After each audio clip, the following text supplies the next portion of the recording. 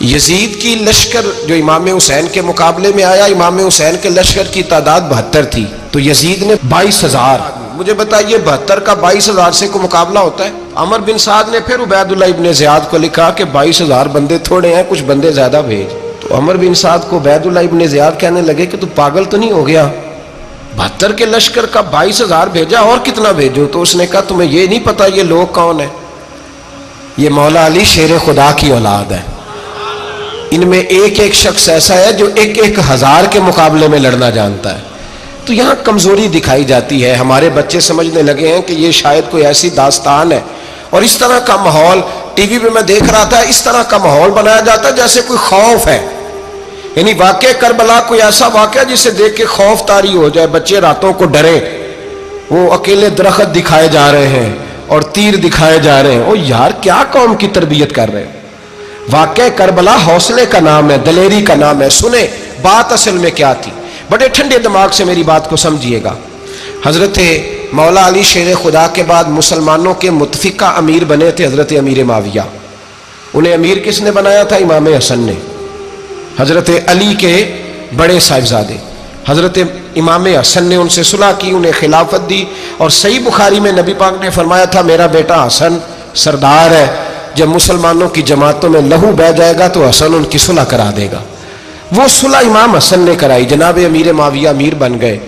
حضرت امیر معاویہ رضی اللہ تعالیٰ عنہ بڑا پیار کرتے تھے نبی پاک سے، بڑا احترام کرتے تھے حضور کے خاندان کا.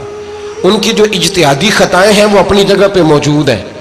چونکہ امام حسن نے ان سے صلح کر لی، لہذا ہم بھی ان کے بارے میں کوئی جملہ کہنے کے مجاز، ہماری مجبوری امام حسن ہے. اس لیے کہ جسے امام حسن صحیح کہے پھر امام حسن کے ماننے والے کو اسے غلط نہیں کہنا چاہیے.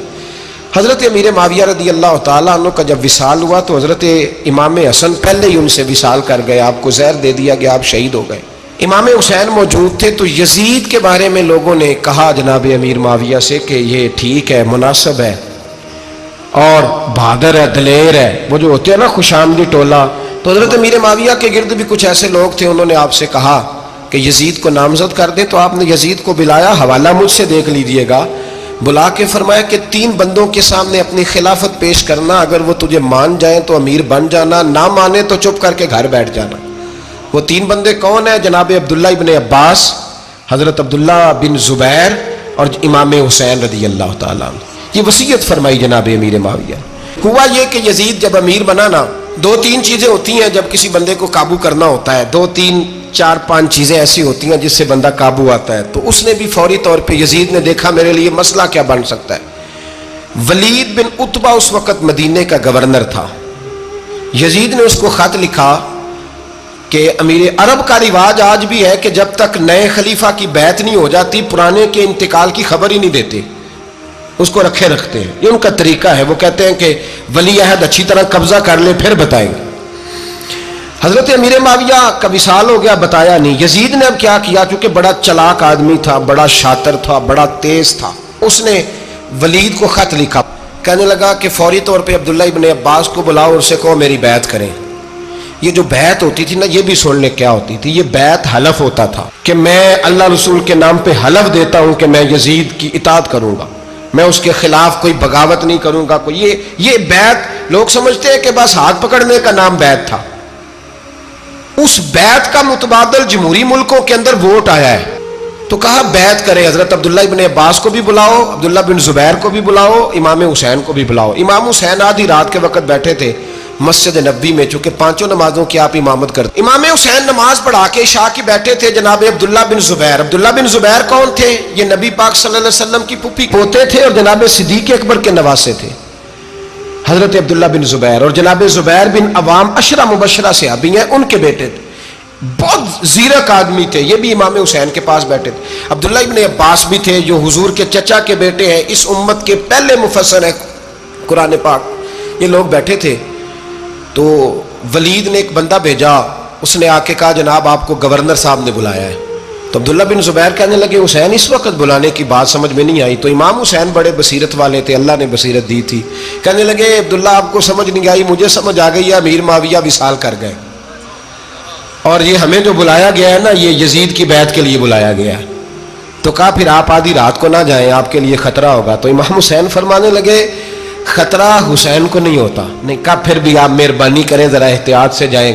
تو جناب عبداللہ ابن زبیر نے، عبداللہ ابن عباس نے 14 بندے نیزے دے کے، تلواریں دے کے امام حسین کے ساتھ بھیجے اور کہا کہ امام حسین اگر اس نے کوئی غلط ملت بات کی نا، زبردستی بیعت کرنے کا کہا، تو آپ بس کوئی ایک بات اونچی آواز میں کر دینا، یہ سپاہی پیچھے آ جائیں گے۔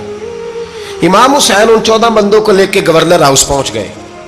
جب آپ وہاں پہنچے، اس نے بتایا، اس نے کہا جی حضرت امیر معاویہ انتقال کر گئے اور آپ نے یزید کی بیعت کرنی ہے۔ تو امام حسین فرمانے لگے میں چھپ کے بیعت نہیں کروں گا، مجمع لگاؤ، جمعے والے دن اعلان کرو، جو طریقہ ہے حضرت ابوبکر صدیق کا، جو طریقہ ہے حضرت عمر فاروق کا، جو انداز حضرت عثمان غنی کا ہے، جو مولا علی کا ہے، سر عام اعلان کرو، اگر ساری دنیا یزید کی بیعت کرے گی تو میں بھی تیار ہوں۔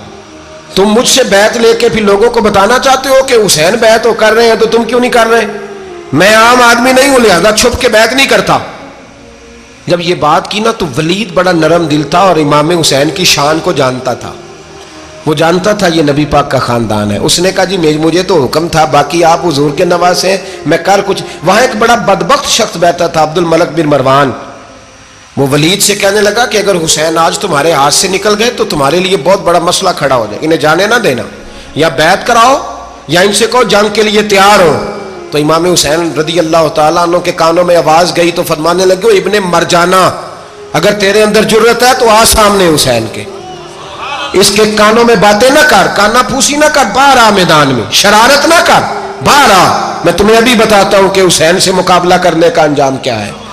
یہ کہہ کہ امام حسین باہر نکلے، اپنے بھائی محمد بن انفیہ کو بلایا، عبداللہ بن زبیر، عبداللہ ابن عباس، ڈھیر سارے لوگ اکٹھے ہو گئے۔ فرمایا یہ معاملہ ہے، اب کیا کرنا ہے؟ تو وہ کہنے لگے حضور وقت ابھی مناسب نہیں ہے، آپ اس طرح کریں یہاں رکیں، ہم مکے سے، عراق سے، کوفے سے لوگوں کو بلاتے ہیں، یہاں ایک بڑی مجلس مشاورت قائم کرتے ہیں۔ امام حسین فرمانے لگے اگر تم مشاورت قائم کرو گے تو ولید اور عبد الملک بن مروان وہ تو جنگ کرنے کو تیار ہے، اور نبی پاک نے فرمایا ایک مینڈا ہوگا جس کی وجہ سے مدینے کی گلیوں میں لہو بہے گا۔ فرمانے لگے میں وہ بکرا، وہ مینڈا نہیں بننا چاہتا۔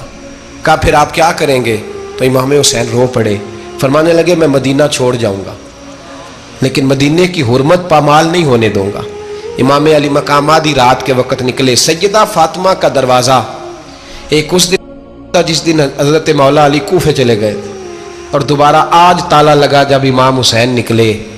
آپ جنت البقیع کے پیچھے کھڑے ہو کے حضور کا روضہ دیکھنے لگے، اس وقت گنبد تو نہیں ہوتا تھا، روضہ دیکھنے لگے۔ نانا تیرے کرم کے خزینے کی خیر ہو، میں جا رہا ہوں تیرے مدینے کی خیر ہو۔ سارا خاندان لے گئے، مکے تشریف لے گئے، حج کے ایام قریب آنے والے تھے۔ امام حسین نے وہاں لوگوں سے باتیں کی۔ جب امام حسین وہاں پہنچے تو کوفے سے خط آنے لگے۔ کوفہ حضرت علی کا دارالخلافہ تھا، وہاں آپ کے محبین، پیار کرنے والے ڈھیروں تھے، انہیں خط لکھے کہ حضور آپ چپ کر کے بیٹھے ہوئے ہیں اور ہمارے اوپر یزید مسلط ہو گیا ہے، آپ اگر میدان میں نہیں نکلیں گے، آپ نہیں آئیں گے تو ہم اللہ کی بارگاہ میں شکوہ کریں گے کہ کوئی ہماری کمان کرنے کو تیار ہی نہیں ہوا۔ اور وہ خط 1 2 3 نہیں آئے، وہ خط اتنے تھے کہ 3 بوریوں میں بھرے تھے امام حسین نے، 3 بوریوں میں۔ اب مجبوری ہو جاتی ہے، حق کے لیے کئی دفعہ بات کرنا مجبوری ہوتی ہے، اگر نہیں کرے گا تو پھر اس کو بھی قبر میں جواب دینا پڑے گا۔ امام علی مقام رضی اللہ تعالیٰ عنہ نے مکے میں اب لوگوں کو جمع کیا مشورے کے لیے۔ ہر بندے نے کہا حضور وہ بلا تو رہے ہیں پر اپنے وعدوں کے پکے۔ کہا حضور وہ پکے نہیں، آپ نہ جائیں۔ ہر بندے نے کہا حالات ٹھیک نہیں، حالات گراؤنڈ ریالٹی صحیح نہیں، یہی مشورہ آج بھی ہر بندہ دیتا ہے، ابھی حالات نہیں۔ اتنے خراب حالات کبھی نہیں ہوئے تھے جتنے امام حسین کے دور میں تھے، لیکن فرمایا میں دین کے خلاف غلط حکمران کو مسلط ہونے کی اجازت، بول کے بتائیے، بول کے، غلط حکمران کو مسلط ہونے کی اجازت، مزاحمت کروں گا، مخالفت کروں گا۔ امام کہنے لگے کوئی بات نہیں، وہ میرے ساتھ چلے نہ چلے لیکن میں کوفے جاؤں گا، وہ لوگ میرے ساتھ کھڑا ہونے کو تیار ہے تو وہ جھوٹ ہے یا سچ ہے پر میں چلوں گا۔ جب امام علی مقام نے اصرار فرمایا تو جو آپ کے قریبی صحابہ کرام کی اولادیں تھی ساری، یہ بھی اب بیماری ہے، کچھ لوگ کہتے ہیں جی صحابہ نہیں ساتھ چلے، تو میں کہتا ہوں اہل بیت نبوت کے تو کل افراد 21 تھے، تو 72 میں باقی اولادیں کس کی تھی؟ وہ ساری صحابہ کی اولادیں تھیں، وہ سارے، پتہ نہیں کیوں اس طرح کا فلسفہ بیان کیا جاتا ہے جس میں حالات خراب ہو۔ حضرت سیدنا امام علی مقام کو جب بہت زیادہ کہا گیا نا تو امام حسین رضی اللہ تعالیٰ عنہ نے فرمایا چلو میں ایک کام کرتا ہوں، مسلم بن عقیل کو بھیجتا ہوں، حضرت علی کے بھتیجے ہیں، امام حسین رضی اللہ تعالیٰ عنہ کے چچا کے بیٹے ہیں، حضرت عقیل کے صاحبزادے مسلم بن عقیل بڑے سمجھدار آدمی تھے، معاملہ فہم تھے، بڑے جری تھے، اتنا زبردست مشورہ کم لوگ دیتے ہیں جتنا حضرت مسلم بن عقیل دیتے تھے۔ ان کو بھیجا گیا کوفے۔ اب اس میں بڑی تفصیل ہے، وہ اپنے 2 بچے بھی لے گئے۔ جب وہ کوفے پہنچے نا تو کوفے پر جناب نعمان بن بشیر کی حکومت تھی، آپ گورنر تھے اور اہل بیت سے بڑی عقیدت رکھنے والے، نرم رویہ۔ عبید اللہ ابن زیاد کوفے کا گورنر نہیں تھا، یہ کسی اور علاقے کا تھا۔ جب آپ وہاں پہنچے تو نعمان بن بشیر نے دیکھا کہ حضرت مسلم بن عقیل آئے ہیں تو لوگ دوڑے ان کی بیعت کرنے، بھاگے، اتنے لوگ جمع ہوئے کہ ایک دن میں 17,000 آدمی نے بیعت کر لی۔ کتنے بندے جی؟ 17,000 آدمی ایک دن آیا۔ اب وہ جو امام مسلم بن عقیل کے وہاں نعرے لگانے والے تھے کہنے لگے حضور یہ پہلے دن کی کارکردگی ہے، 2-4 دن میں دیکھیے کیا ہوتا ہے۔ 2-4 دن میں کیا ہوا؟ 40,000 آدمی نے بیعت کر لی۔ اب وہ 40,000 بندہ تیار ہو گیا۔ ادھر سے جو یزید کے وفادار تھے انہوں نے خط لکھا یزید کو کہ تو نے بڑا نرم آدمی گورنر بنایا ہے اور 40,000 بندہ چلا گیا حسین کی طرف، اگر ایک دن مسلم بن عقیل اور رہے تو جو تمہارا گورنر بیٹھے ہیں نا جناب نعمان بن بشیر، ان کو گورنر ہاؤس سے نکال کے مسلم بن عقیل قبضہ کر لیں گے، تو چپ کر کے بیٹھا ہے۔ یزید بڑا تیز تھا، اس نے ایک آدمی گھوڑے پہ دوڑایا۔ عبید اللہ ابن زیاد ایک اور علاقے کا گورنر تھا پر بڑا ظالم سا بدماش تھا، بڑا سخت گیر آدمی تھا۔ اس کو کہا کہ تو پہلے ایک صوبے کا گورنر ہے، جا تجھے دوسرا صوبہ بھی دیا۔ اس طرح کار فوری طور پہ کوفے پہنچ اور جا کے مسلم بن عقیل کو گرفتار کر، جو آدمی ان کا ساتھ پھر بھی دے اسے قتل کر دے۔ اس نے کیا کیا؟ وہ آدھی رات کو آیا، منہ چھپایا، جبہ پہنا، لوگ سمجھے امام حسین آ گئے۔ بہت سارے لوگوں نے اس کے نعرے بھی لگائے۔ وہ چپکے سے داخل ہوا اندر، اور چپکے سے داخل ہو کے اس نے سب سے پہلا کام یہ کیا کہ نعمان بن بشیر رضی اللہ عنہ کو معزول کیا، کوفے کے گورنر ہاؤس پہ قبضہ کیا۔ پھر اس نے اسی وقت سوئے ہوئے سرکردہ لوگ، جس طرح ایک گاؤں کا چودھری دوسرے کا محلے میں قبیلوں کے جو لوگ تھے چودھریوں کو بلایا، کچھ کو سزائیں دیں، کچھ کو سخت کہا، کچھ کو ان کے عیب گنوائے کہ وہ تمہارا فلانا مسئلہ پھر خراب کر دوں گا، بلیک میل کیا۔ صبح ہونے تک حالات اگر تم نے میرے قابو میں نہ کیے تو یاد رکھنا بڑا مشکل ہوتا ہے حق پہ کھڑا ہونا، بڑی چیزیں لوگوں کو یاد آتی ہیں، اللہ جانتا ہے۔ پہلے کچھ ہوتا ہے، بعد میں معاملہ کچھ ہوتا ہے۔ حضرت مسلم بن عقیل کے ساتھ جس دن عبید اللہ ابن زیاد آیا 40,000 کا لشکر تھا۔ اگلے دن صبح ہوئی، اگلے دن تو یہ حال ہو گیا کہ آپ جب کوفے کی جامع مسجد میں ظہر کی نماز کے لیے گئے تو 5-7 ہزار آدمی نماز پڑھنے آیا، اور جب مغرب کا وقت آیا تو لوگوں نے چند ہزار لوگ رہ گئے، نماز کی نیت باندھی۔ توجہ کرنا میری بات پہ، ایک مسئلہ بھی سمجھ میں آئے گا۔ لوگوں نے نماز کی نیت باندھی تو حضرت مسلم بن عقیل امامت کر رہے ہیں، ہاتھ باندھے ہوئے ہیں، تو بہت سارے لوگوں نے پیچھے ہاتھ چھوڑ دیے۔ ایک بندے نے دوسرے سے پوچھا وہ ہاتھ کیوں نہیں باندھتے؟ کہنے لگے اگر عبید اللہ ابن زیاد کے کسی بندے نے دیکھ لیا نا تو ہم اسے کہیں گے ہم تو نماز پڑھ ہی نہیں رہے تھے، ویسے ہی کھڑے تھے، ہاتھ ہی نہیں باندھے سرے سے۔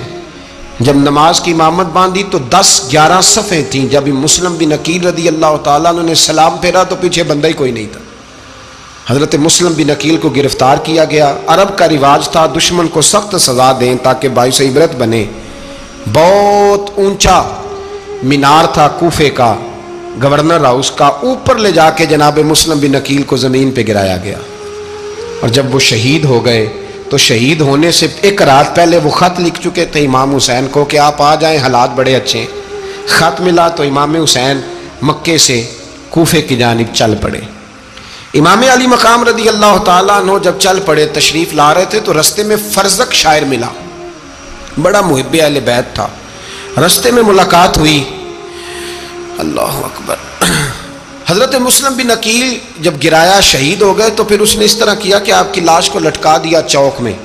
لوگ دیکھتے تھے تو عورتیں بچوں کہتی تھی تو نے باہر نہیں نکلنا, ہم نے نہیں امام حسین کے ساتھ چلنا, بس بڑا خوف ہے, کوئی بندہ نہ باہر نکلے, کوئی نہیں ضرورت, ہمیں حالات بہتر ہوگی تو دیکھی جائے گی. آج کتنے لوگ ہیں, کتنی دیگیں پکی, کتنی نیازیں بٹی, کیا کچھ ہوا. آپ ناراض نہ ہونا, میں آپ میں سے ہوں, آپ مجھ سے ہیں, یہ بات آپ کی نہیں میری سب کی ہے. آج بھی اگر امام حسین کے نام پہ جان دینے کی باری آئے گی تو دیگیں رہ جائیں گی. ناراض تو نہیں ہو گئے آپ لوگ؟ فٹافٹ مائیں کہیں گی باہر نہیں جانا, بالکل پتر سانو کی لگے, سارا دن کوئی ہمارے لیے. وہ پیر صاحب تو کرتے رہتے ہیں باتیں, ان کا تو کام ہے, خبردار ہم نے نہیں جانا.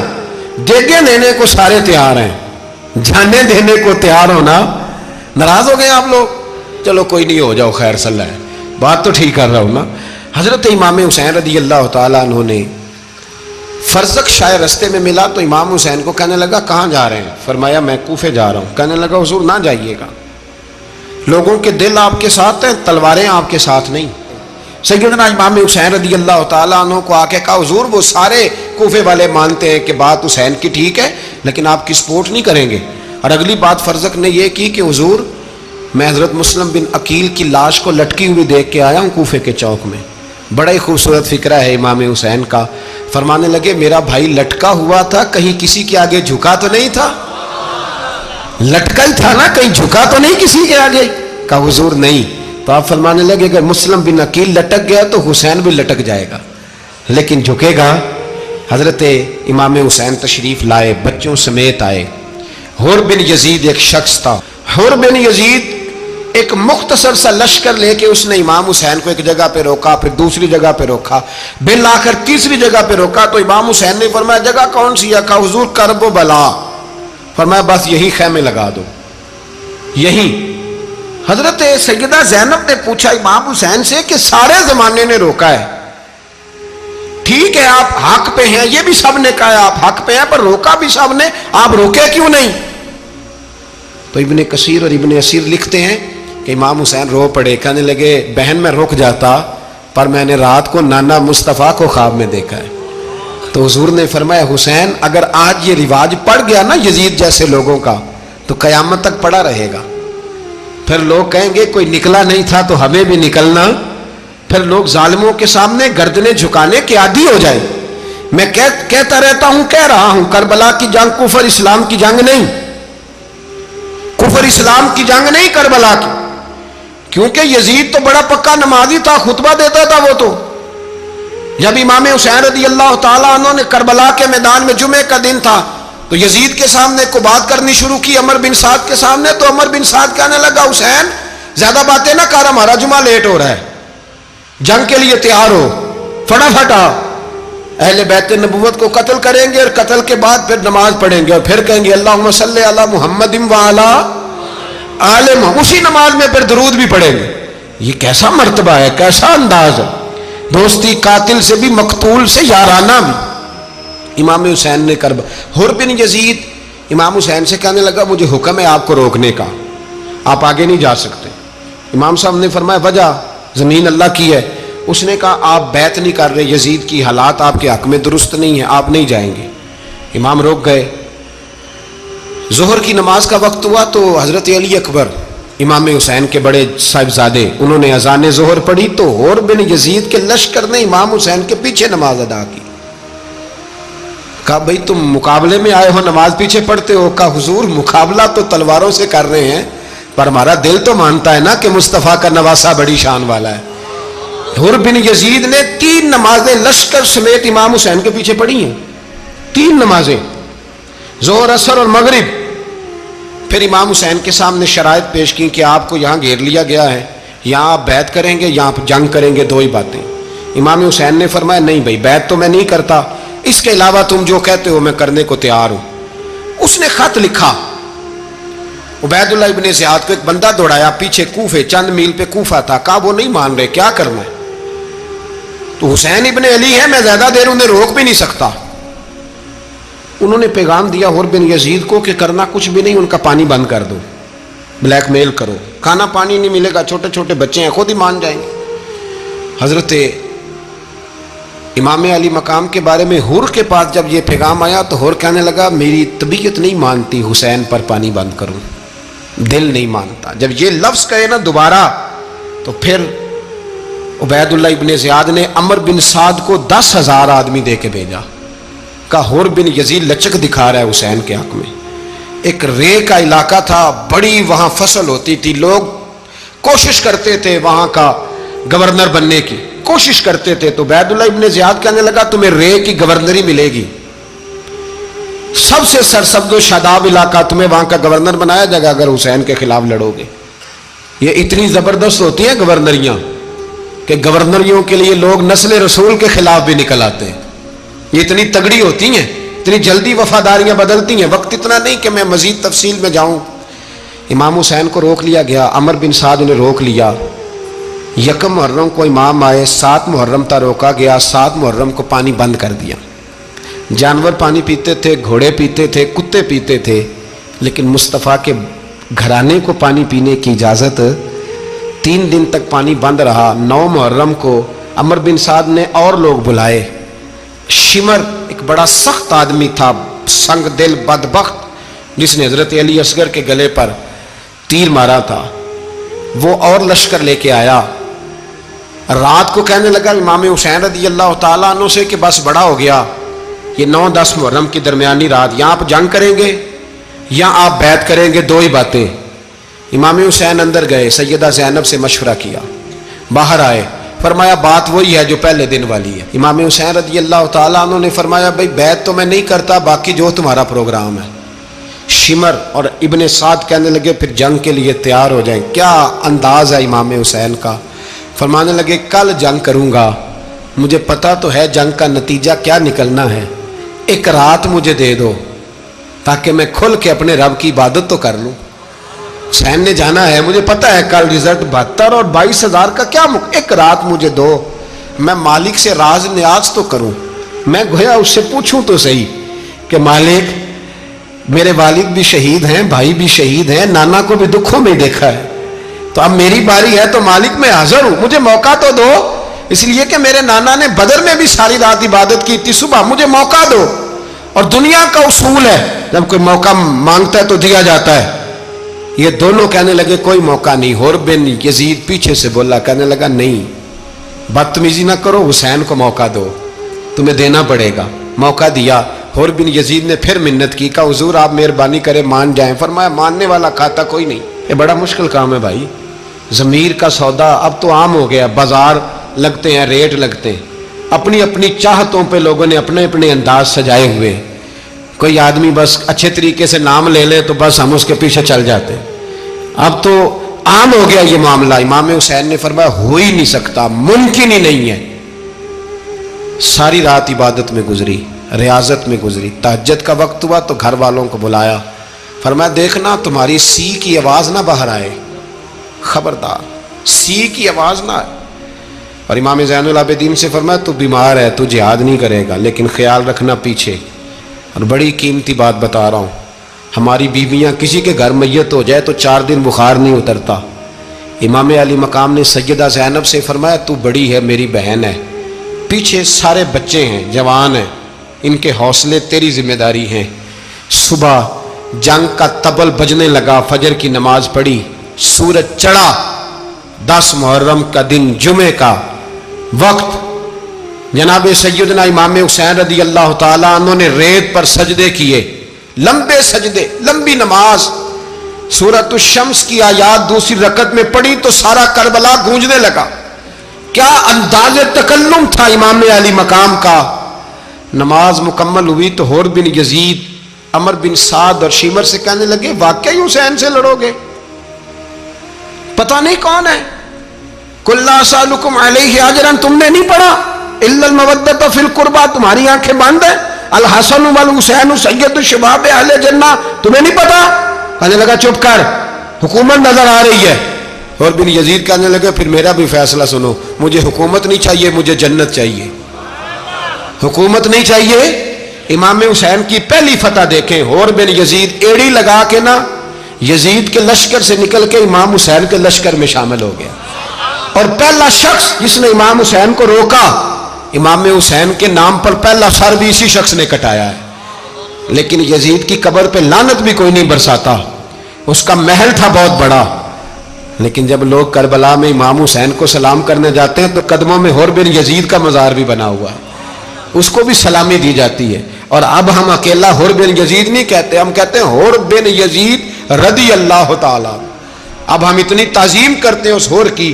جناب امام حسین کو میدان میں کھڑا کیا گیا، جہاد کا طبل بجا، پہلے خدام آئے.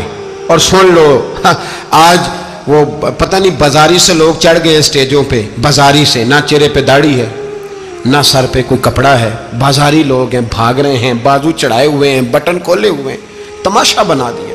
سننے والوں کا بھی اللہ ہی حافظ ہے. وہ سٹیج پہ یہ اہل بیت کی شان بیان کرتا ہے، بھاگ کے ادھر جاتا ہے. یہ کوئی طریقہ ہے؟ سننے والوں کا بھی عجیب انداز ہے، ہر بندے کو سننے بیٹھ جاتے ہیں. دین مہذب ہے، تہذیب والا ہے، دلائل رکھتا ہے، دین وقار رکھتا ہے. ایسے لوگ اب دین بیان کریں گے؟ حضرت سیدنا امام حسین رضی اللہ تعالیٰ عنہ صبح جب جہاد کا وقت آیا، پتہ ہے کون کون تھے کربلا میں؟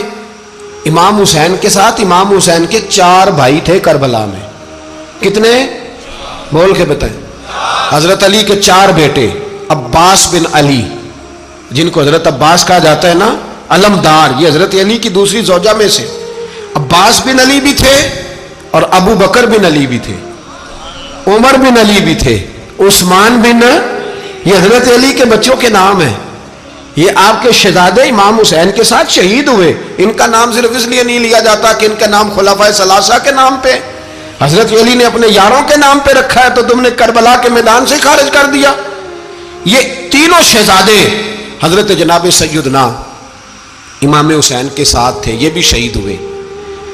حضرت جناب زینب امام حسین کی سگی بہن ہے، ان کے 2 بچے تھے، اون و محمد. جب امام حسین میدان میں جانے لگے تو جناب زینب بچوں سے کہنے لگی، نہ پہلے بھائی نہیں جائے گا، پہلے بھانجے جائیں گے. 2 بچے شہید ہوئے. حضرت قاسم بن حسن امام حسن کے بیٹے تھے. وہ جب میدان میں جانے لگے تو امام حسین نے کہا، نہیں بھائی تو نہیں جائے گا، تو میرے بھائی کی نشانی ہے، میں جاؤں گا. تو حضرت قاسم بن حسن نے ایک تعویذ کھول کے دیا کہ ابا جی میرے والد نے کہا تھا جب بڑی مشکل آ جائے تو تعویذ کھول کے دیکھنا.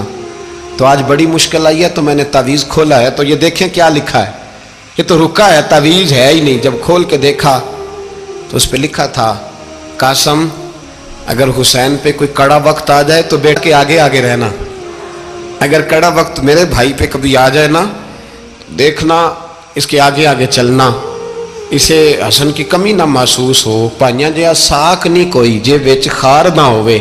سیدنا امام حسین پہلی دفعہ کربلا میں اس وقت روئے جب یہ رکا. آپ نے دیکھا تو فرمایا ٹھیک ہے، اگر حسن کی یہ وصیت ہے تو میں نے زندگی میں اگر ان کی ہر بات مانی ہے اب بھی مانوں گا، تمہیں اجازت ہے. جناب قاسم بن حسن 16 سال کا جوان جب میدان میں نکلے تو ہائے ہائے پتہ نہیں کہاں سے آ گئی ہے. امام قاسم بن حسن جب میدان میں نکلے تو تبری سے لے کر علامہ ابو الاسناد صاحب سب کو پڑھ کے تو دیکھو، 3 دن کی پیاس ہے، شدید آزمائش ہے، دکھ ہیں، تکلیفیں ہیں، پھر بھی پہلی دفعہ جب میدان میں گئے ہیں واپس آئے ہیں 19 لوگوں کو قتل کر کے واپس آئے. سناؤ قصہ خیبر کو، تمامی اپنے بچوں کو. علی کی داستان سن کے دلوں سے ڈر نکلتا ہے، علی کی داستان سن کے دلوں سے، یہ جو بچے ڈر رہے ہیں نا، وہ چمگادڑ آ گئی، کاکروچ آ گیا، یہ خوف نکل جائے گا اگر حضرت قاسم بن حسن کی بات سنیں گے. درجنوں لوگ آپ نے قتل کیے. ایک دفعہ آئے، کہا چاچا یزید کا لشکر تو بڑا بزدل ہے، اگر چند قطرے پانی میرے حلق سے گزرے تو میں سارے کاٹ کے لے آؤں گا آپ کے پاس، چند قطرے. لیکن تھوڑی دیر گزری، عمر بن سعد کہنے لگا اکیلے اکیلے جاؤ گے تو علی کا پوتا ہے، یہ سب کو مار دے گا، کٹھے جاؤ. چاروں جانب سے تیر برسے، ایک تیر لگا آ کے گردن کے پیچھے، بس جناب سیدنا قاسم بن حسن گھوڑے سے نیچے گرے. تو جناب زینب حوصلہ کر کے آنسو سمیٹ کے کہنے لگی میں دیکھ رہی ہوں پردے کے پیچھے سے حسین میرے بھائی کا بیٹا گر گیا ہے، جا اسے اٹھا کے لا. حضرت امام حسین ان کو اٹھا کے لائے تو امام حسین نے سینے سے لگایا ہوا تھا تو ان کے پیر، ان کا قد لگتا تھا امام حسین سے زیادہ ہے، اٹھا کے لایا، لٹا دیا گیا۔ امام حسین کے اپنے بڑے بیٹے میدان میں نکلنے کو، علی اکبر نام ہے، جب جن لوگوں نے حضور کو نہیں دیکھا تھا وہ جب کہتے نا ہم نے نبی پاک کا دیدار نہیں کیا تو بتاؤ کس طرح کے تھے، تو بتایا جاتا تھا کہ جناب علی اکبر کا دیدار کرو، ہم شبیہ مصطفیٰ۔ اور جب وہ گلیوں میں نکلتے تھے تو عورتیں چھتوں پہ چڑھ جاتی۔ جناب علی اکبر رضی اللہ تعالیٰ عنہ تلوار لے کے میدان میں نکلے، جوان بیٹے دینے بڑے مشکل۔ او یارو رٹا کیا ہے یہ تو بتاؤ، کہ ظالم آدمی حکمران، یار یہ رٹا ہے، ایک ظالم کا رستہ روکنا ہے، اس رٹے کے لیے ہم شبیہ مصطفیٰ جناب سیدنا امام علی اکبر میدان میں نکلے، بڑے لوگ مارے، بڑے، پھر ایک تیر ان کے بھی گلے میں لگا، اور جب وہ گرے نا زمین پہ تو حضرت امام حسین دوڑ کے آئے، دوڑ کے، اور جب تشریف لائے تو ان کے گلے سے تیر کھینچا تو ایک جملہ لکھا ہے صاحب تبری نے، اس نے حد کر دی، کہنے لگے تیر کھینچا تو امام حسین کی آنکھوں میں آنسو آئے، کہنے لگے کاش جناب ابراہیم آج میرے سامنے ہوتے تو میں انہیں کہتا کہ آپ نے تو بیٹا ذبح کرتے وقت آنکھوں پہ پٹی باندھی تھی، دیکھو میں کھلی آنکھوں سے بچے ذبح کر رہا ہوں، کھلی آنکھوں، کاش جناب ابراہیم خلیل ہوتے تو انہیں کہتا۔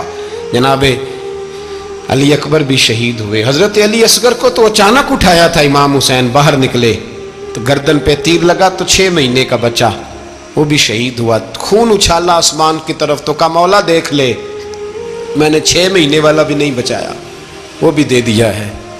پھر حضرت عباس کو بیٹیوں نے کہا کہ اب نہ، کچھ کہتے ہیں پہلے شہید ہوئے، کچھ نے لکھا بعد میں، کہ اب ہم سے پانی کے بغیر نہیں رہا جاتا، تو جناب عباس پانی کا مشکیزہ لے کے نکلے باہر، ایک ہاتھ کٹا، دوسرے پہ مشکیزہ وہ بھی کٹا، پھر پانی تو بھر لیا تھا لا نہ سکے، پھر گردن کٹی تو شہید ہوئے۔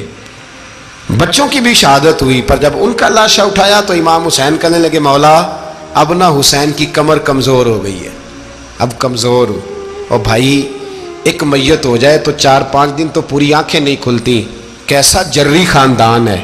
تھوڑی دیر گزری تو امام علی مقام نے پٹکا باندھا، سر پہ دستار باندھی، مولا علی کی تلوار پکڑی، نبی پاک کا امامہ باندھا اور گھوڑے پہ سوار ہوئے تو کہنے لگے زینب گھر تیرے حوالے اور میں اللہ کے حوالے، گھر تیرے حوالے اور میں، اور پھر امام حسین نکلے، امام علی مقام نکلے۔ راوی کہتے ہیں کہ یہ جلوہ پہلے بھی بڑے سونے تھے پر آج جو رنگ دیکھا وہ کبھی نہیں دیکھا، کیا انداز تھا، جدھر جاتے نعرہ لگاتے تو حد ہو جاتے، اتنے لوگ امام حسین نے کاٹے، اتنے کاٹے، پھر واپس پلٹ کے آئے اور کہنے لگے زینب ذرا پردے کے پیچھے سے دیکھ تو صحیح میری بہن، ان بزدلوں کو جرت ہی نہیں ہو رہی حسین کے مقابلے میں آنے، ایک دوسرے کو دھکا دیتے، تو جا تو جا، پھر اکٹھے وار ہوئے۔ یہ کون ہے کٹا ہوا، لباس ہے پھٹا ہوا، یہ بال یقین حسین ہے، نبی کا نور عین ہے۔